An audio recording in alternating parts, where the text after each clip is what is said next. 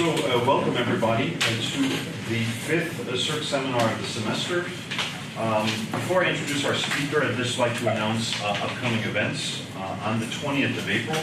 So after the break, we will have a talk entitled Intimate Colonialism, Family Law, and Anti-Asian Racism in Colonial Burma, Southeast Asia, and Beyond. That's Dr. Chi Ikea, who's Associate Professor at the Department of History, Rutgers University. The week thereafter, the 27th, we have a talk by Professor Tai Chia Lan, who is a sociologist from the National University of Taiwan. She's a well-known migration specialist who will be speaking on differential surrogates and professional others, recruitment and training of migrant care workers in Taiwan, and the 27th of April. So you're all cordially invited to both of those seminars on the 20th and the 27th. Just for your information, in case there's interest, we will have a workshop on current events in Thailand toward the end of May. If there's interest in that, please let me know. A small gathering, and then finally for the semester in mid-June, we'll have a workshop on religious minorities in Asia. Again, please contact us through the Cirque office if you're interested. That is an international group of scholars coming here to CityU to discuss that issue. But without further ado, I'd like to introduce today's speaker, a longtime friend and now colleague in China. This is, many of you will know, James Gomez, who has just been appointed, you told me, in September, as Associate Professor in the Division of Humanities and Social Sciences, the Beijing Normal University, and the Hong Kong Baptist University, United International College, Zhuhai, China. He's a contributing co-editor of Democracy and Human Rights in Southeast Asia, the Journal of Current Southeast Asian Affairs, that was volume 33, 2014-15, and other publications.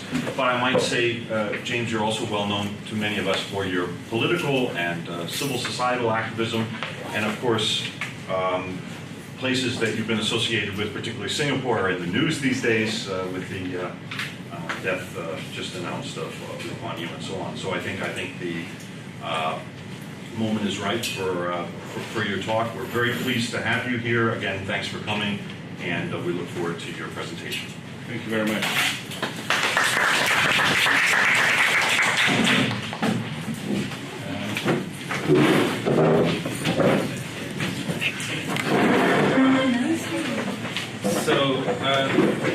Well, thanks very much, and nice to see all of you.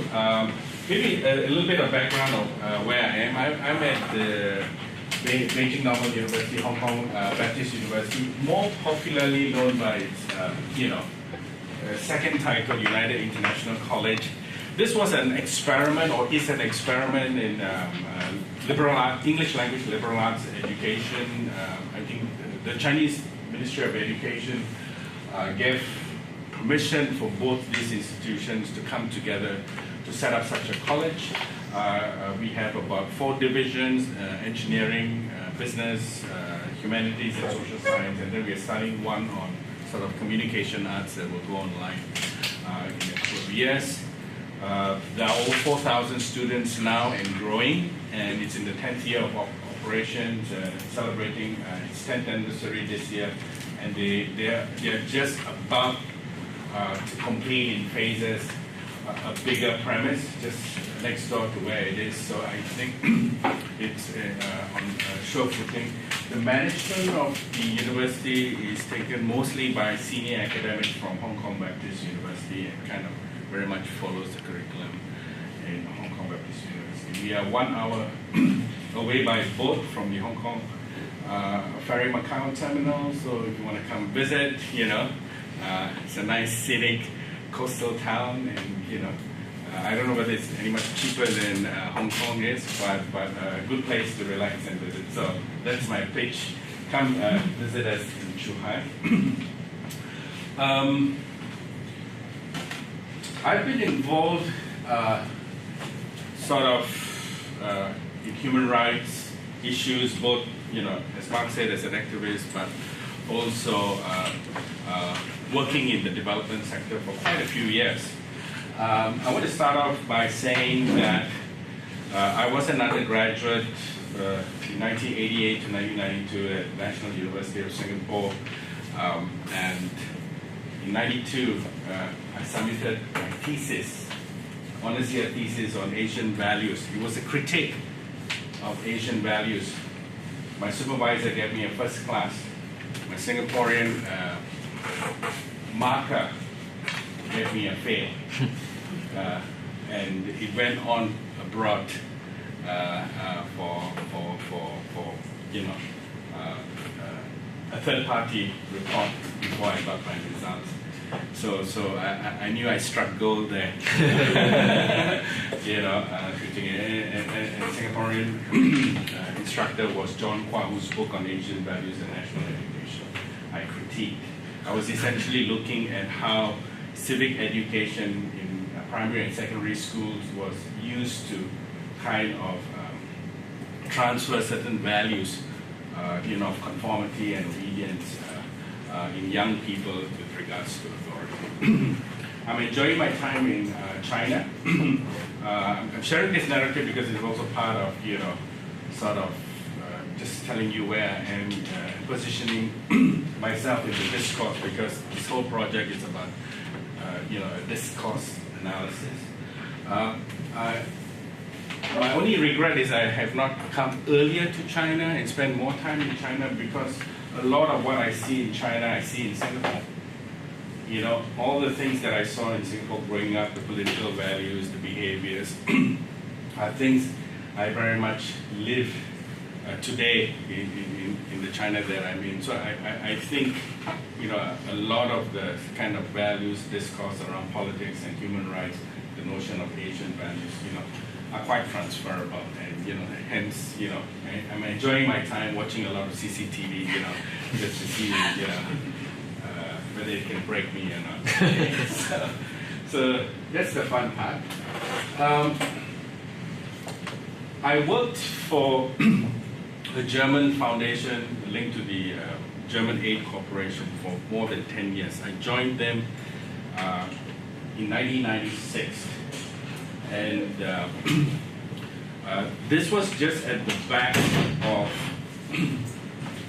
the whole human rights discourse that got kind of a lift in Southeast Asia. And here we are talking about, 1993, with the Vienna Declaration and the rights. And my work for almost 10 years there was actually supporting the work of various advocacy groups, civil society groups in the region, both national and regional, in trying to push for a protection agenda on a human rights body or mechanism that was proposed for ASEAN. So, apart from doing a literature review and an analysis of, research done on Southeast Asia, I also bring that, NGO experience and an insider, sort of texture to the meetings and activities, the ethos, the feelings that were going around in designing the whole human rights project.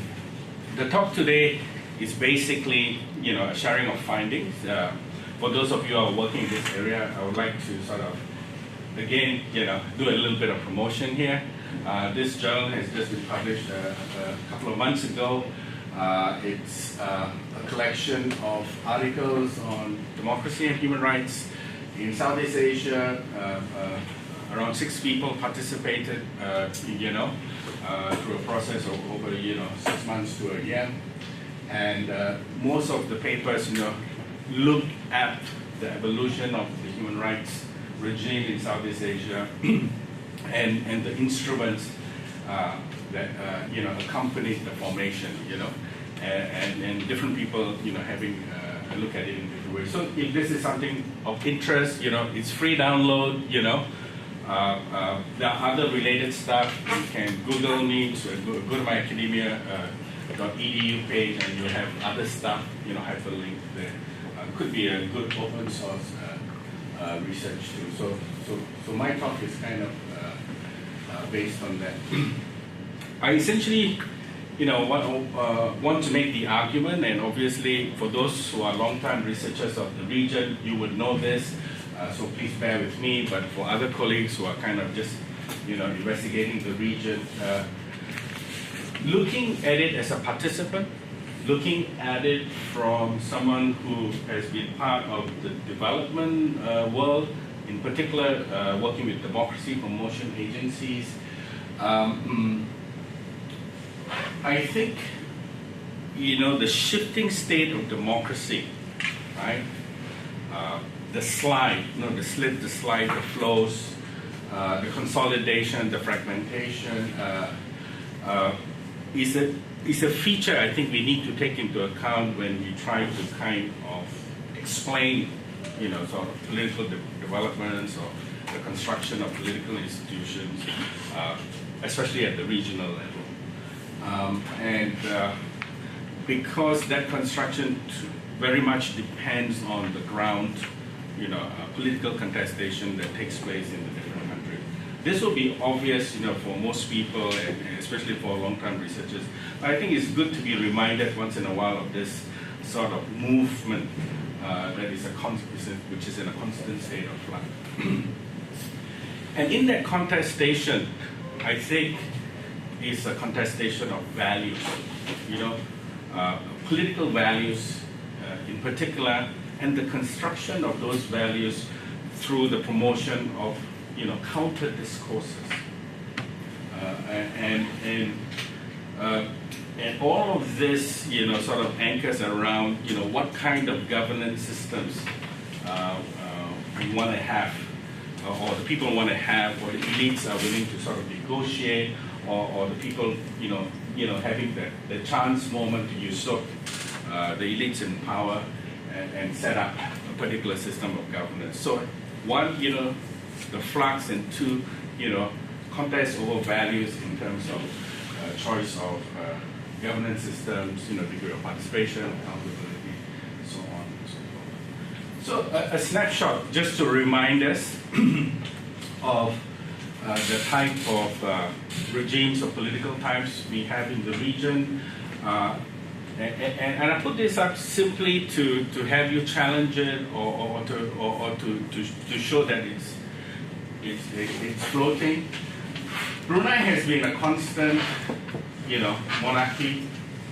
I want to kind of bring in Thailand. Thailand used to be for many years under this camp, liberal democratic. Again, this can be debated, but I'm going to just take cover and say this guy, came up with all this typology, and then, but nevertheless, we can discuss this. So, one-party communist systems here, and I had a quick scan of two working papers from the center, which I would recommend. I scanned one on an interesting one on a single-party system, so that was good. And then here, where you have some kind of contestation, a small element of civil society, multi-party contest, but still, the hegemonic party has come into power every now and again. Some slides back and forth, but very much written like that. And then Indonesia. But for all of us who have been watching the region for a very long time, we know of Suharto's Indonesia. We know of Marcos's Philippines. So again, just to show that some of this, typologies shift, and that shift, I think, needs to, inform how we kind of, talk about the region. Elections. I worked for a couple of years for International Idea based in Stockholm. It's a democracy and elections institution. It's intergovernmental institutions. It's not an NGO, and we did a lot of research and training around these issues. And time to time, I'm reminded that even one-party systems such as Laos and Vietnam, they are listed as entities that practice elections. Of course, the type of elections, single party, fixed candidate kind of system, but it's reflected. I also want to kind of draw your attention to some of the numbers here that also tell a story. except for Singapore, which is compulsory voting. Everywhere else is not compulsory. So people actually come voluntarily, one way or another, depending on how you see it, to vote. Thailand's numbers are interesting because there was a kind of an anti-vote movement in the run-up to the coup. So that's why the voter turnout was low. And here are the numbers just for parliamentary and then presidential elections and dates are like that. But just to give you a quick snapshot. So today we were kind of just talking about the ASEAN Intergovernmental Commission of Human Rights. In particular, trying to understand why that institution does not have a protection capacity, right? And the argument here that came out from that whole project of different pieces, the special issue that I showed up front was the absence of shared democratic values. So all authors, after investigation from different lenses, come to the same conclusion that there is an absence of shared values around democracy, and hence, the protection capacity of this regional institution is as such as it is today, right? So again, just so we are reminded of the trajectory of how this institution developed. So here, I'll switch to some of the observations, frontline observations since '93. I came into the picture in '96. When this was happening, I was in Essex, in the UK, studying human rights, watching that, from a distance, and then, I came back to the region in '95 and got, involved locally in Singapore in sort of democracy and human rights issues. And then I got to work for this German Stiftung, an aid agency, for about 10 years since then. So from here, from '93, what was happening was a variety of, homegrown NGOs, both national and in the region, came alive. Because the 1993 declaration basically, endorsed, it was the Worldwide Conference on Human Rights, the UN-sponsored Worldwide Conference, and the ASEAN governments agreed in response to that meeting that they would establish a human rights mechanism, and that gave the impetus for NGOs to sort of just come on board, basically mushroom. Of course, this was made possible because of external funding from outside of the region. Different aid agencies were supporting different types of endeavors, and one of the most well-known ones was the ASEAN Working Group for the ASEAN Human Rights Mechanism. And I was directly involved because I was an officer in charge of my organization supporting their work.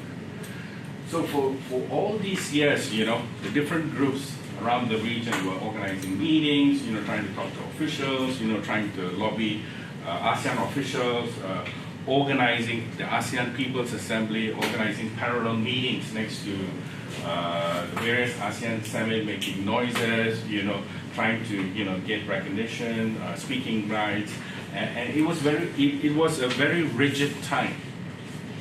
The officials from the region did not want to interact. NGOs, academics included, were all just noisy, people on the fringe, right? But nevertheless, it took some good 15 years to lay the pressure, which eventually kind of, led the momentum to the establishment of the ASEAN Charter. And I'm just very simplifying, a lot of good work, energy, and certainly a lot of money put in advocating for the push for human rights. It is where it becomes interesting because the NGOs there were, promoting a particular type of discourse, and I'll unpack that in the next few slides. And the states, the ASEAN states' position, or as a regional mechanism, its language was unclear at that time, because nothing was kind of, let's say, put on paper yet in terms of key documents. So it all began, in terms of sort of just analysis, we could, take as a starting point the ASEAN chapter. It really depends on how you want to, look at the issue. And there, two key concepts: democracy and human rights. These were, reflected in the document. And this allowed also for the establishment of a high-level panel in 2008 to draft the terms of reference for the ASEAN human rights body. So that's where the, kind of the genesis, the genealogy of the whole activity was there. Of course, high-level panel were all government officials, foreign ministers, ministers of defense, human rights, heads of state, that kind of people. And that kind of contributed to the type of discourse that sort of came around the human rights. So in 2009, we had the terms of reference drafted. Now, during this period, right, was the height of activity for a lot of NGOs. They wanted to be involved, they wanted to shape the terms of references, and every time they were blocked, right? There was no mechanism in which they could participate with meetings. Certain countries, depending on what kind of relationship we had with the officials, could, meet you for informal talks, but most of the time it was shut up. Now, in this timeline, I think we also need to take on board the ascension of the other countries, Cambodia, Vietnam, Laos, and Myanmar, into ASEAN as well, and what kind of discourse they brought to the table and the construction of the human rights mechanism. In 2009, the terms were drafted, and then the ASEAN Intergovernmental Commission on Human Rights was established. Right? Again, most of the time NGOs were kept out. It was constructed by state discourse, other forms of discourse. Had very little chance of getting in. But the energy was there, they were active, and they were slowly kind of making inroads. So the commission comes with a set of representatives, one for each country, and they serve a 3-year term. To date, we have completed 2 rounds of representatives. Most come from the, the states stable, or bureaucrats, diplomats, and other state officials. Only in a couple of places like Indonesia and Thailand, used to have either academics or people from the NGO sector. In 2012, you have the ASEAN Human Rights Declaration, often said to be something that kind of, in terms of sequence, was the other way around. Where we are now is the terms of reference that were drafted in 2009. They are up for review and are being reviewed and being discussed. And I can say, having watched the scene for some 15, 20 years, there is a slight improvement. I think there are a lot more mechanisms in place for NGOs to participate. But what is interesting is, at the same time, the states are also bringing in their own NGOs and those sanctioned NGOs to the floor. So yes, we consult NGOs, but not always the noisy, loud types. We will have labor groups or any other kind of endorsed, well-behaved NGOs are also most welcome. So you have now a different kind of mixture. This was something that was absent in the past, but in the last few years, you'll have more state-sponsored NGOs. So you will have like parallel meetings that the states support, or during the ASEAN summit, but only those that are endorsed or invited by the states participate. Of course, that also brings into question about a more formal mechanism which is needed in how civil society actors can participate more meaningfully into the discourse and construction of a regional institution. So for those of us who want to be a little bit more up to date and current in terms of how we want to think about this mechanism, I think the two things to watch out for is the outcome of the terms of reference and its finalization, and then we can make a comparison, a textual comparison to see how this has evolved.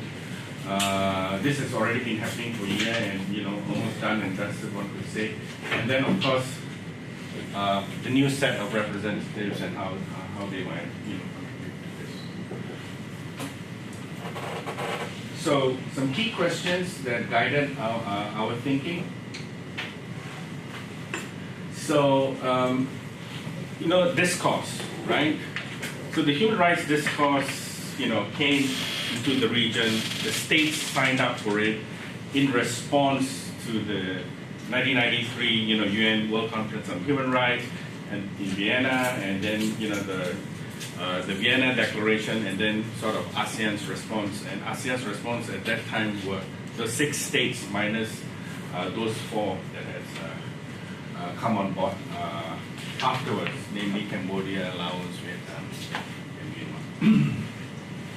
And while that discourse was adopted from that kind of meaning, international language, how has it actually operationalized, thus far in the implementation of the regional mechanism? So that's really, what we kind of, sat around coffees trying to think through.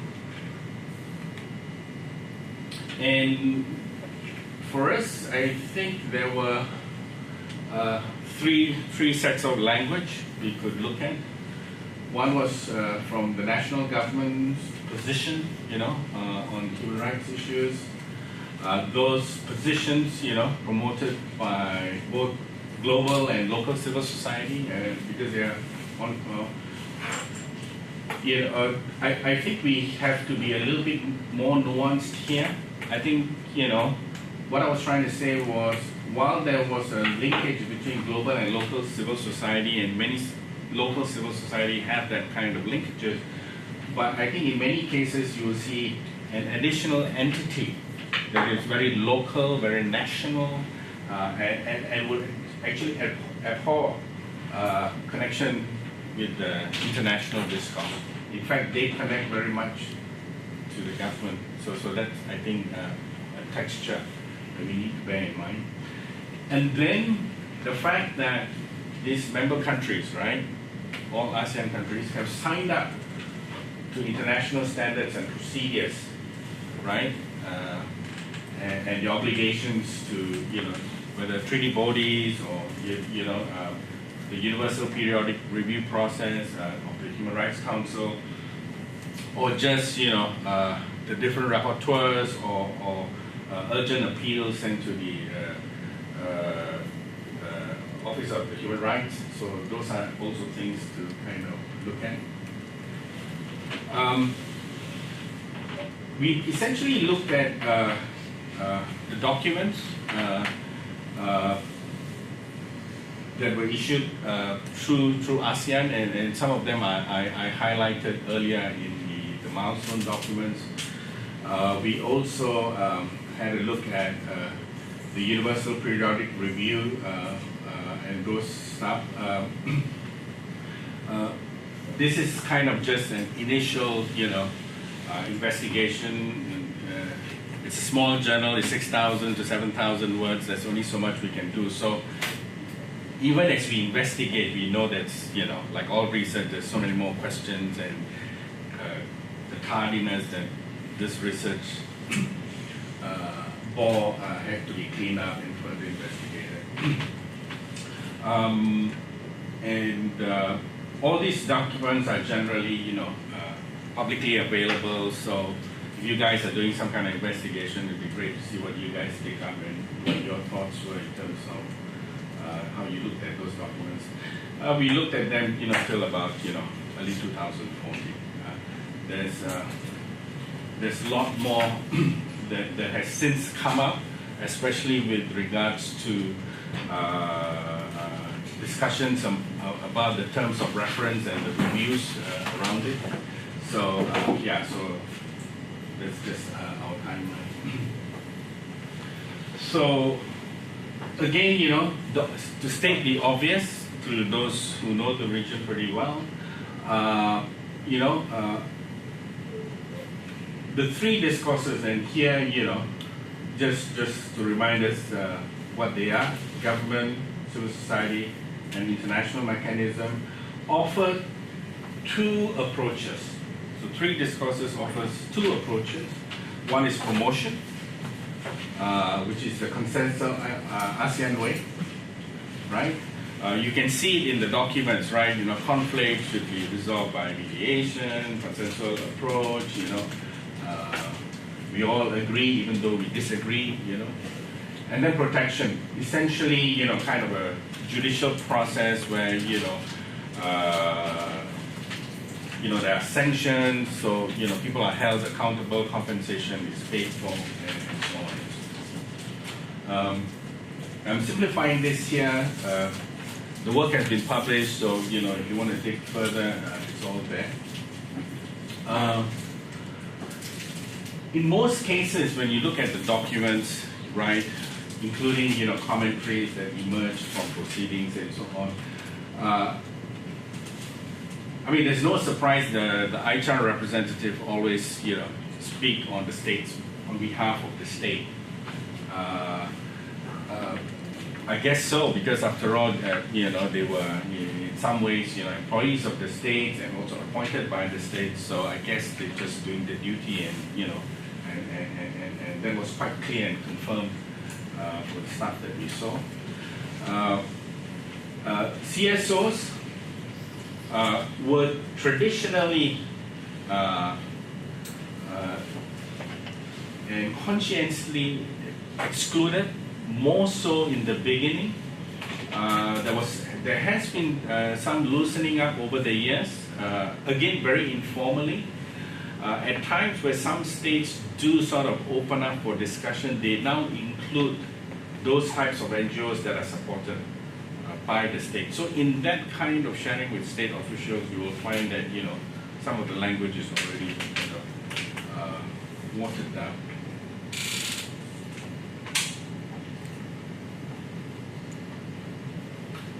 If you look at the UPR documents generally,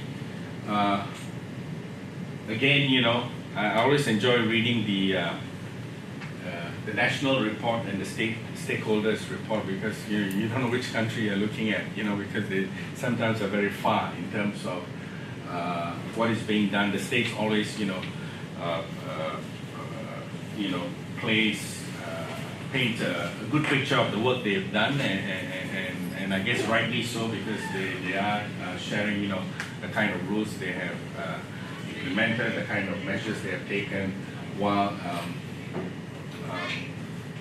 NGOs and other stakeholders will point out the flaws. As a result, because they can be caught out,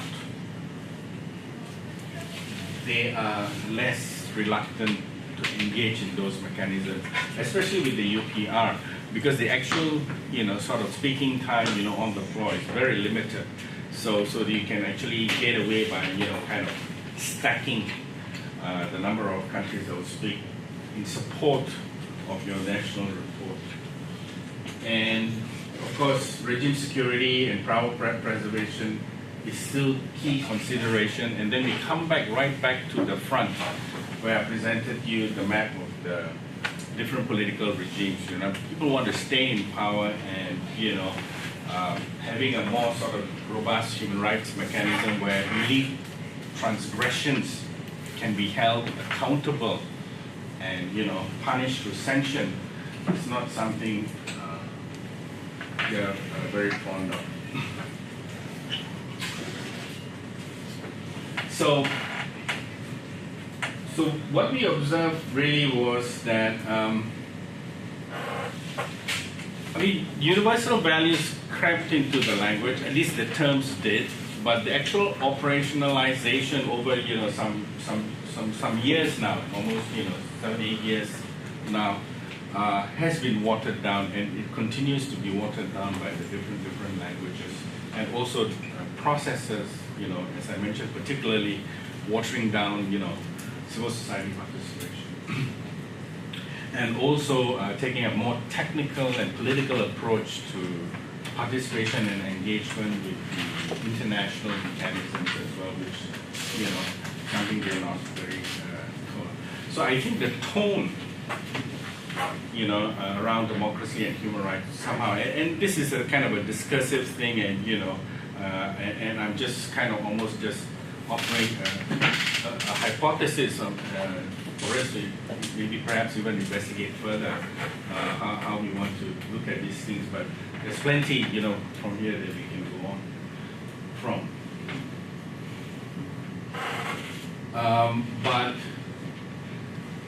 But key, right, here is that, with that kind of tension, right, it also kind of, if we connect it back to the literature on democracy, the March for Democracy, and so on, in that sense, we are far from,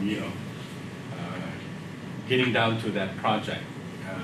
Perhaps that's, something also, very open-ended and something that we can, discuss further. But my takeaway is, it looks that the language has crept in, processes have crept in, no matter how weak or unsatisfactory they may be, and I think they are likely to continue and inform how the region shapes up and how, the human rights mechanism will evolve. I think less and less, I think, different leads, government officials who kind of very much drive the discourse, the public discourse around democracy and human rights in the region can say it's from the outside, because a lot of it has been internalized, if it's only in form and not substance. And, so I think there's, a lot of room to sort of poke and provoke and, stir the pot moving forward. So I'll stop here and just say that, we'll still have to go back to examining, how the ebb and flow of the national polities work out. I think the quality of the human rights mechanism will be very much informed by maybe the quality or the strength of democratic values of each individual country and how they all add up. I'll give you a clear example of what I mean by referring to the National Human Rights Institution of several countries.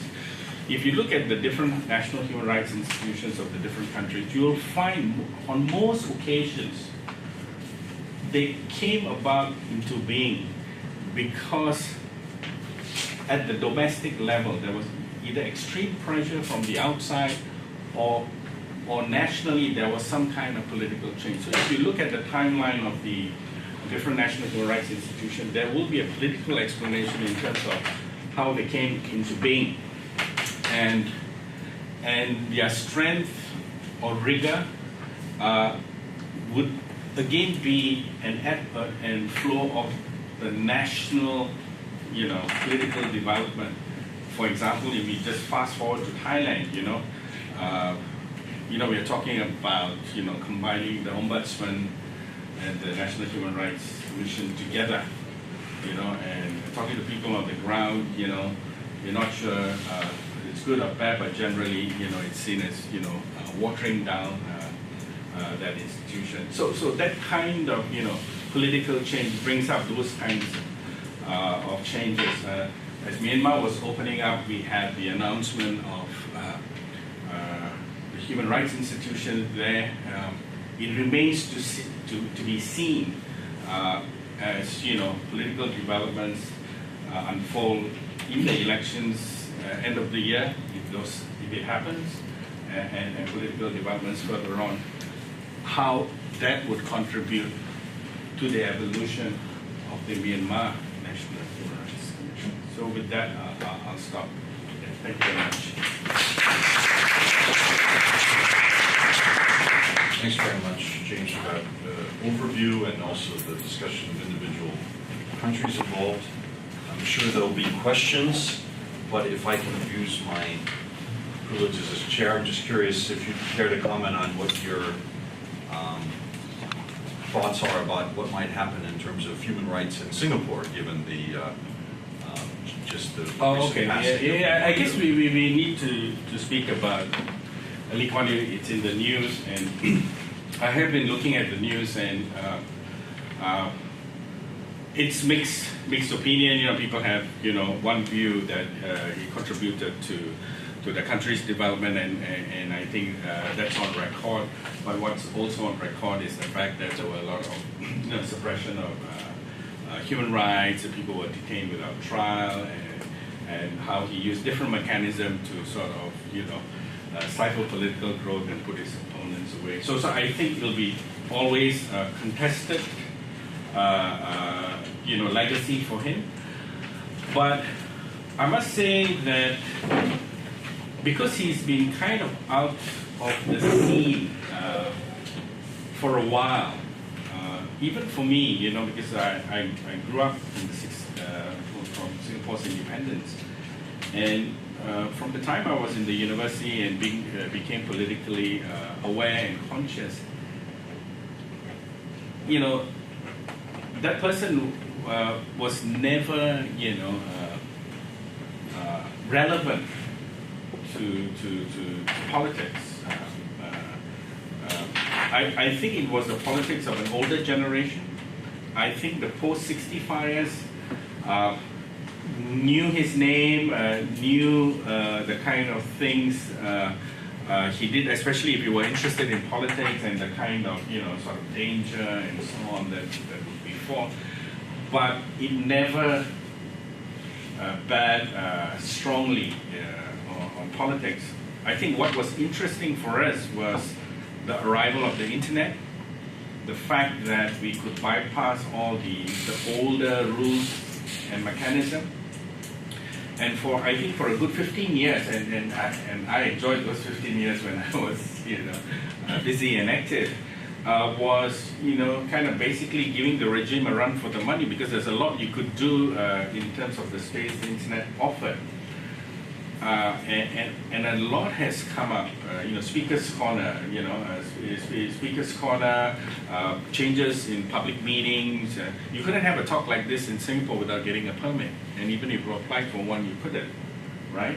So, but now, the framework is a lot more open on the back of things that people could do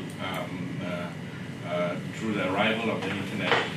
And I guess what is kind of holding political development back in Singapore is really the fact that you have an elite, and then you have a body politic that has a certain shared political culture, and that's what I was sharing with you about why I'm enjoying every minute of being in China, because when I talk to my students, when I talk to colleagues or just people that I interact with, whether it's in China or people from China who are brought, when I have, opportunities for interaction, if there are issues or problems with regards to policies and so on, it's the state.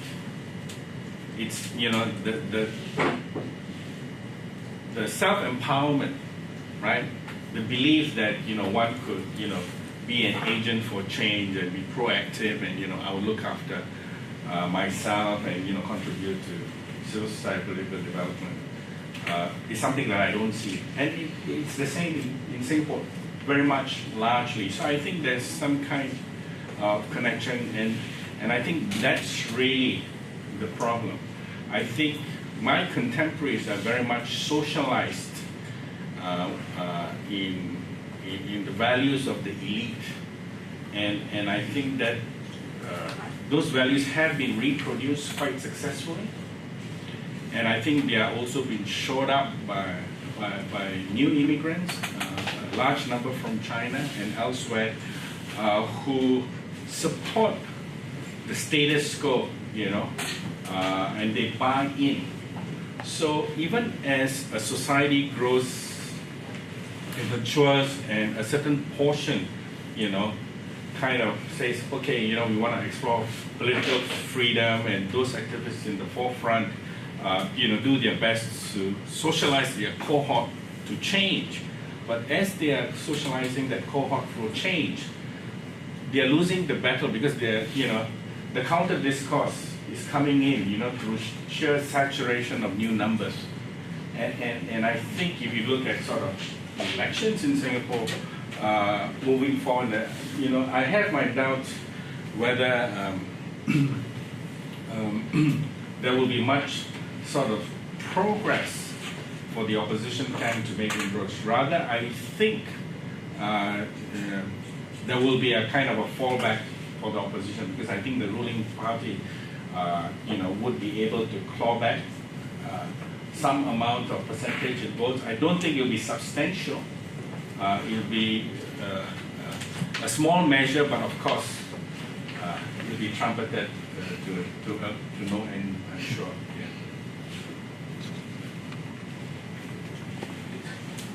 Thanks for the presentation, James. I'm interested in, you presented the three competing discourses, and I think one issue in presenting them is that they are presented, that the actors that are presenting these have equivalent power within the negotiation. And it's an article by Guy Peters, and I've forgotten his first name, Pierre, looking at this form of competing discourses and terming it a Faustian bargain in that civil society contributions to policy making are overlook this kind of three competing discourses overlooks the differing power relationships between actors in these sorts of negotiations. I think there's a more interesting set of questions in looking at why despite all the rhetoric around human rights in ASEAN, little has changed going back to the Vienna Declaration. So while there are these various agreements, they have limited to pretty much no impact in terms of actually protecting human rights. So even going back to the Vienna Declaration, the wording of states' commitments in that document said that yes, they would establish a human rights mechanism, but there were various opt-out clauses in it, and that has continued, up to the present. So I think there's an issue in the presentation of those competing discourses as equivalent, but also underlying questions around why it took 15 years, 2007 in the Charter, and then looking at the persistent lack of human rights protections out of these various commitments. Well, certainly, I agree with all those things that you brought out. They certainly, make good fodder for new research proposals and grants. It's just a lot out there, and this is really a simple exercise. But I take your point about the difference in power between the three positions. But I do want to point out for number two, I think the early days, because of the fact that NGOs were new to the States also, they were also better funded and fewer and stronger. They did have quite a lot of impact, especially with the internet. They were able to get their word out. But I also want to, even there, that the opposition with the states might be still weak, but I think their positions has dipped a lot more, watered down very much by the fact that there are also national NGOs supported by the state. So, but again, just to say yes, I agree with you. Do you teach multiple discourses when you teach in China too? You've got 3 discourses here, and I'm wondering how far you might go with that. Could you perhaps introduce some of your own discourse there? Because frankly, I think of you as an opposition politician, a former dissident, and a lifetime advocate of civil liberties and human rights, and I'm just mystified as to how you ever got this position with Zhuhai, especially today. So I wonder if you could tell us a little bit about the mechanics behind your own recruitment. Sure. I mean, happy. And how you teach there when you teach. Well, I wanted to come to China for a very long time because I felt that if I wanted to understand Singapore better, and also because the majority population, I think now is about 75%, originally came from China.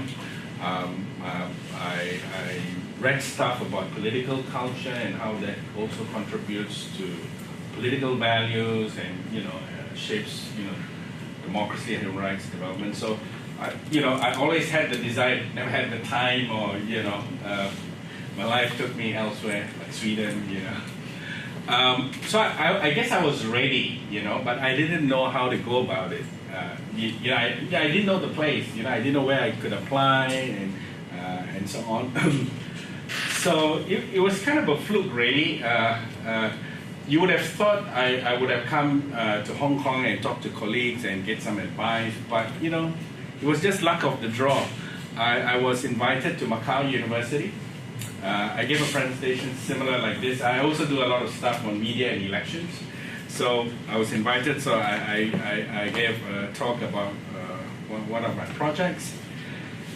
And then, a few drinks, with an old mate, who's from Singapore, who teaches there in the communications department. I said, hey, I would really love to spend some time in China. And he said, are you sure? And the pay is terrible, and the pollution and all of that. No, I said, but I still need to experience it. So he said, look, I know a soft option for you. You don't have to go to Beijing and really pittance there. But there's this place called Zhuhai, United International College. Well, I know somebody, from communication. Well, send me a CV, and I know they're always looking for people but nobody wants to go there, So I said, okay, I'm up for adventure. So that's what I did, So I sent my CV to him, and a couple of weeks later, HR called me and said, because I thought kind of, political communication, persuasion, propaganda. So I thought, hey, maybe there might be a fit in public relations. But I got a call from HR and said, look, we want to interview for a position in international journalism, and the interview is so-and-so. So I had 3 people on the panel. I had the dean, who's from Taiwan. I had a colleague, a lady from China. I think she's like more into communication research. And then I had the head of the program, who, I think he's from Hong Kong, but, graduated from Beijing University, he's a China watcher, or knows the Communist Party and so on. So he was giving me the tough time with the questions, The lady asked me questions about research and teaching, and he was asking me questions. Oh, you seem like you never stay in one place, every 2 years you're moving. I say, hey, it says a lot about the management of the place, doesn't it, So he stopped right there. And then, the dean said, so, James, this is China. I know you're from Singapore. Do you think you'll be okay here, comfortable with the culture and so on? So I spoke to her in Taiwanese because I speak Fujian. So I knew I nailed the job. so that was it. I think the dean decided, basically. So I've been there now coming to 8 months. I've been promoted, so now I'm the director of the program. And the Beijing guy calls me boss. I told him, look, I'm still a puppet here. So I'm having fun, and I do as I like. I don't censor myself or anybody. It's only a job, it's just a wage. I'll enjoy it while it lasts. Yeah, back to Mark's question. Lee Kuan Yew, Mahathir, Prem, Insulan, Suharto. So they're all political has-beens. Some have joined the Rest in Peace Club, like Lee Kuan Yew.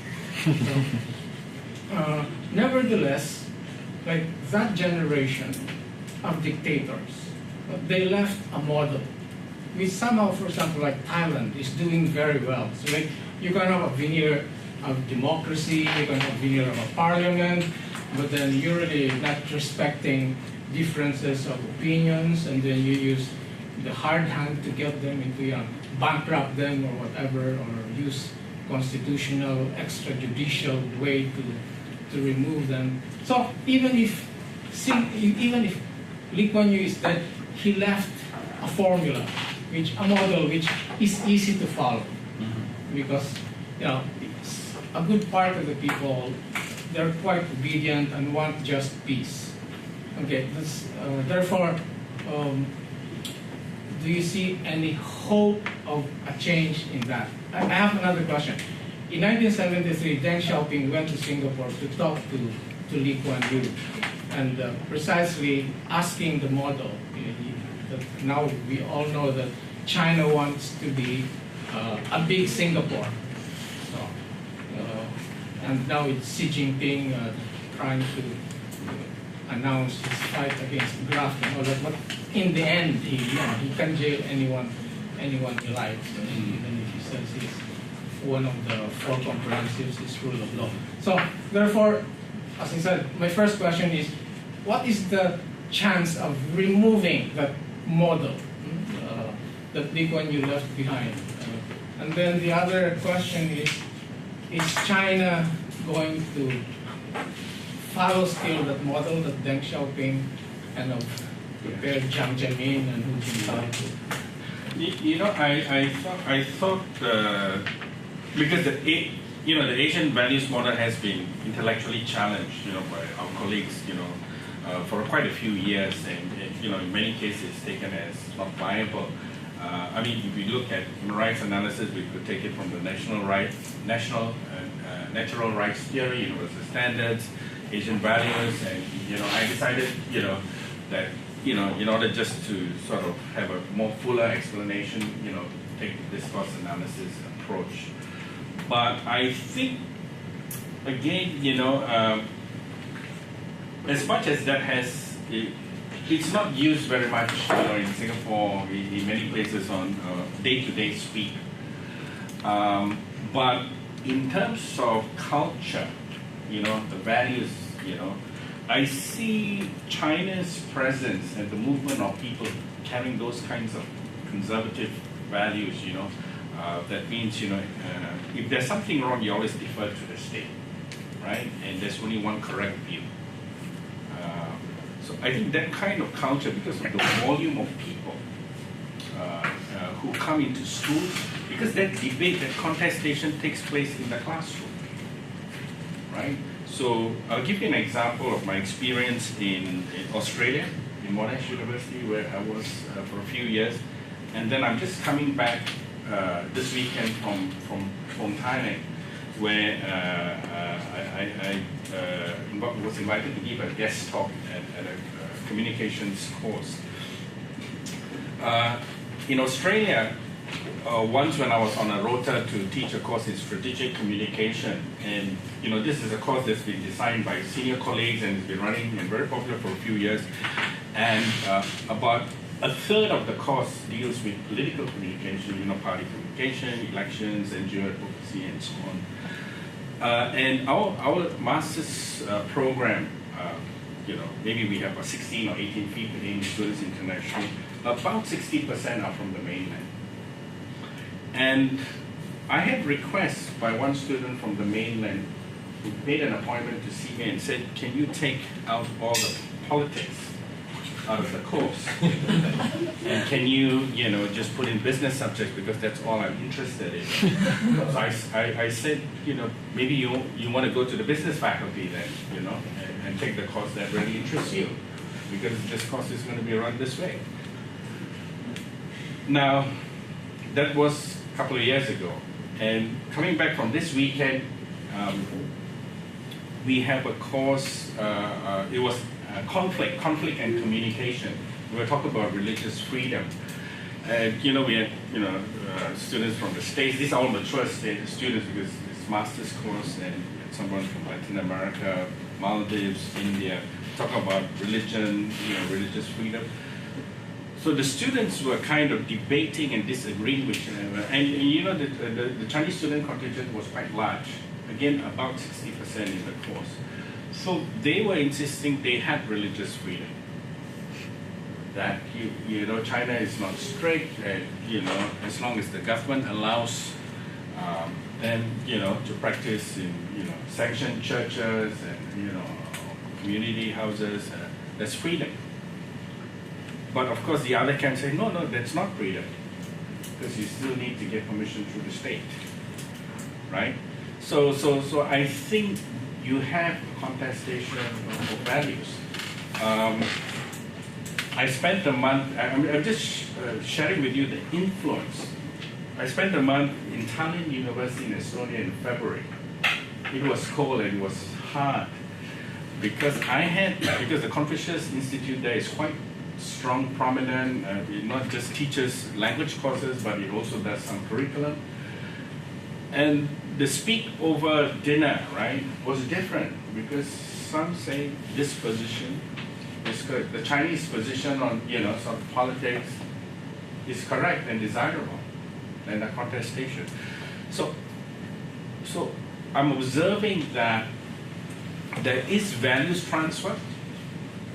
There is, political cultural absorption.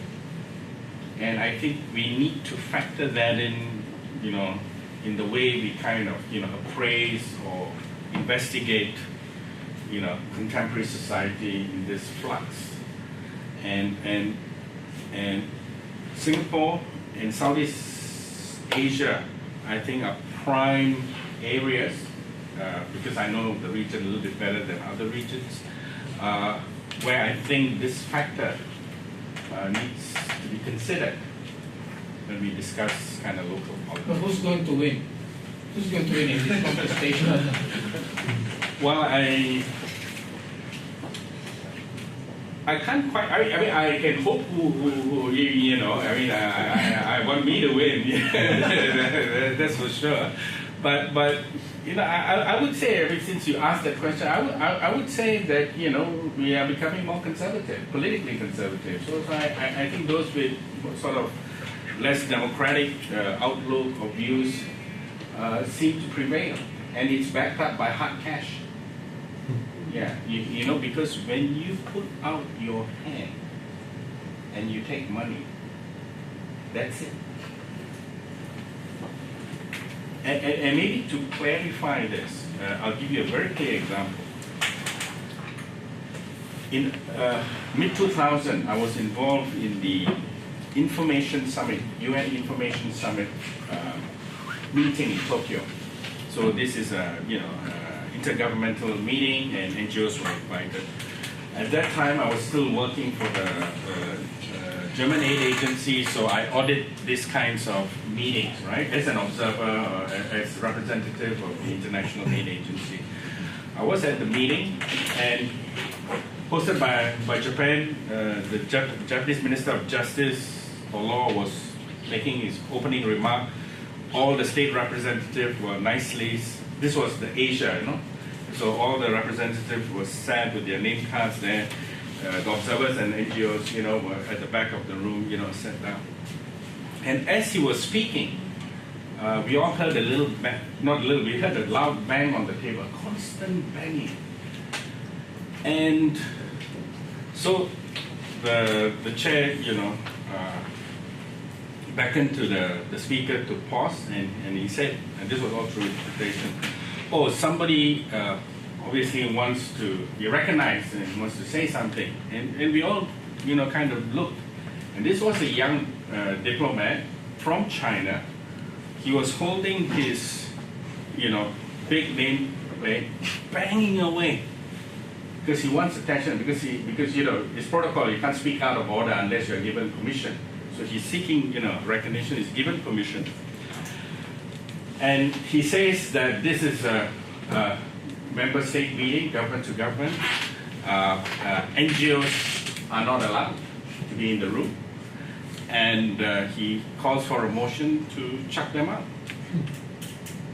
So, and it was beautiful because you could see the countries that took money from China, at least that's my assumption anyway, or have some kind of relationship, stood up. Nepal, Bhutan, even Malaysia. A series of countries stood up.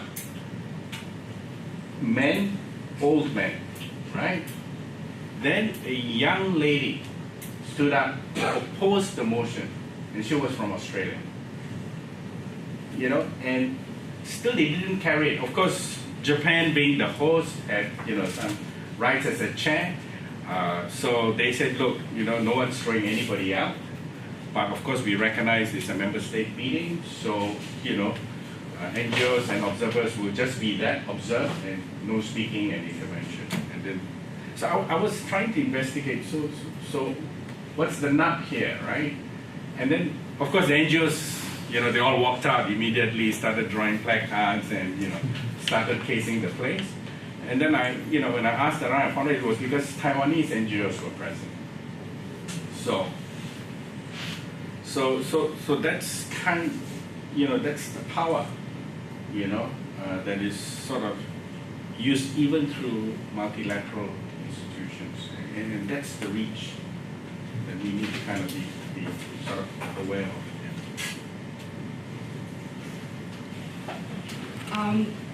It's very interesting experience in both China and Southeast Asia.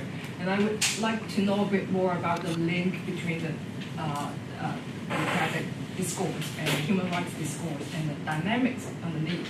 Because growing up in China, I've seen many activists, not many, but some activists successfully using the Chinese national party language to achieve some actual human rights protection. Not systematically, but I've seen some progress. So I'm not defending for the authoritarian regime, but I'm just thinking about whether there's another way out for countries like China or Laos, assuming in the near future there will not be democracy yet. And how can we progress in terms of human rights? Well, I think there's a kind of a state legal, approach to it.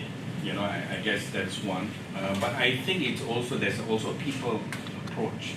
The one thing I can see, in China, 6-9 months I've been there, I think the young people would be the ones. I can certainly. I can say just for 9 months, and here I'm putting my head out, so please feel free to chop it.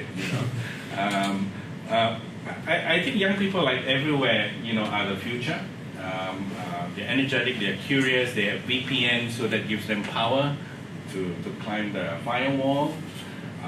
They are also embarrassed. I think they are embarrassed by the fact that, like in Australia, right?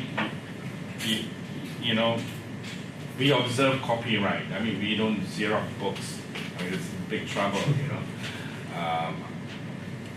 And if you come from a country or a culture where, you don't think about it and you think that it's okay to copy, and then you come to a course with a Xerox book, your fellow student is going to tell you off and embarrass the hell out of you. So they feel shame, right? Your instructor, doesn't take salary from you, or doesn't fear your parents. So he would say, no, not that kind of book, So when I think the movement of people, goes international, and for China, I think the young people are the future. They are traveling. I know my students are going out, and as long as you don't have the hard hats from Beijing, whose parents work with the state or state enterprises. I see some hope, So what I'm kind of trying to point out, instead of taking more of the legal, constitutional approach for reform, perhaps a push in terms of culture. So I'm coming back to, I guess my interest around political culture and discourse, and saying that provides some energy, some fodder, perhaps if that's enough robustness, perhaps that can filter upwards and possibly for some kind of, more sort of, political change or even legal reform. Very interesting what you're saying about China. But anyway, slight change of subject. You said you just came back from Thailand. I saw you listed it. You didn't list it as a monarchy or a democracy. You listed it as military system, right? Right. In your Yeah. Well, it wasn't you. Yeah. It was. I mean, do you think that the democratic system is broken in Thailand because of the divide, which is probably emerged from the taxing divide between the elite and the countryside? And how do you ever see a return to a working democracy there? Or the role of the monarchy, the death of the king? What did you take away, and what's your feeling for the future? Yeah, I see Thailand as an extremely polarized society. That means, I'm just using the colors because, it's in the news and everybody can easily recognize the colors. So, red or yellow. I mean, whether you're local or foreign, right? Once your color alignment comes up, that's it. You lost friends or made new friends, basically, That's putting it simply. But I mean, I want to kind of just hide behind a colleague, a friend. I think some colleagues who are working on Thailand will know Charlie Chongkitavon, who is a correspondent from The Nation, and you may know him as well. He always tells me, James, Thai people are crazy, and he would shake his hair, and he tells me they change their mind all the time. After 3 years, we had enough, we'll kick whoever is out. So that's his explanation of Thai politics and culture. I know there are some colleagues from Thailand, but maybe, they have some perspective to share.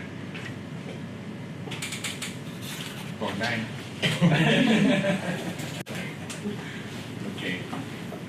So I don't know whether. So what colour are you then? I'm blue today. No, but I talk to everyone. Perhaps I'm orange because that's also a color. Yeah.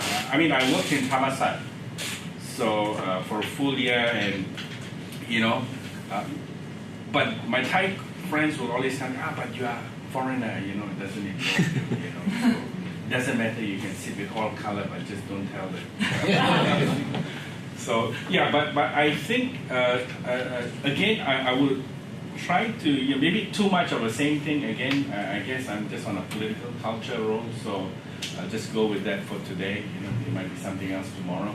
But again, I think, to understand the Thai psyche, the culture of change, the mood swing, arom sia, after, arom, bad mood, So change mind. So that senior Thai friends tell me that, that is useful to understanding. I had conversation from someone from the State Administrative Court, just laughing about the constitutional reform. He said, we lawyers are not even involved. So there's a lot of, sort of just disdain and How about Hong Kong? You got stories there. Oh, yeah, Stefan, yeah, please tell us. Just point the camera at him. The whole evening, But do you think that Hong Kong's human rights discourse making any progress or regress in recent years? I haven't even seen such a discussion come up. Which of course surprises me now that you put that on the spotlight. That Hong Kong is being used as a model for elsewhere. I don't see it, but again, thanks for the opportunity. I can again do a plug-in. I'm always selling, so if you want to buy. One of the things that I'm working on now, and Bill, this one's for you. So I'm putting on a project because I'm in China. I must have fun, right? And so I'm designing a project, a research project called China's Fringe Democracy. Like the title? Yeah. It's just comparing Hong Kong, Taiwan, Singapore, and Macau. Yes. Just saying, special administrative regions, territories, informed, again, by this notion of Chinese people, Chinese culture, and that's where Singapore comes in. Try to explain that there is a small body of literature that compares these countries in the past. Hong Kong, Taiwan, Singapore, sometimes all three. Macau, always a little bit on the outside. But there's a small body of literature there. So just to make the project sort of more manageable, basically to kind of look at the literature and see what is the comparison. I've seen some of the literature, and essentially, the argument there is political developments in these countries were seen, perhaps having influence on these very countries, like Hong Kong on Singapore, Taiwan on Singapore, and vice versa, and collectively, perhaps also having an impact on political development in China. And coming back to your question on, who's learning from who, and so what we're trying to investigate is, so one, what's happening in terms of political development in this country? What is China's current role and influence in these countries? And is it the case that these countries stand to impact or influence political development in China? Or is it the other way around? Yeah. So those are the kind of things we want to ask. I'm pleased to announce that we have, signed up one so-called expert or commentator for each of these countries. So we have 4. We hope to bring the workshop here through the center. We'll have try to get Mark buy-in there. And perhaps run it here in Macau, in Taipei, and also in Zhuhai. I will certainly make a pitch for it because it's close. The Taiwan researcher is actually my colleague in the government department in Zhuhai, so I'm mindful of cost and there's no money, so I'm a cheap date, so we can bring people over for. He's smiling already. I think I just got the buy-in there. Yeah, give us biscuits and coffee. If you like, pay for our ferry tickets, and we'll try to give you a good show. So I hope we could learn some new things, and that's going to be my fun project. So Bill, you've been put on notice there. Well, on that note, thanks again very much, James. Thank you all for coming. Yay.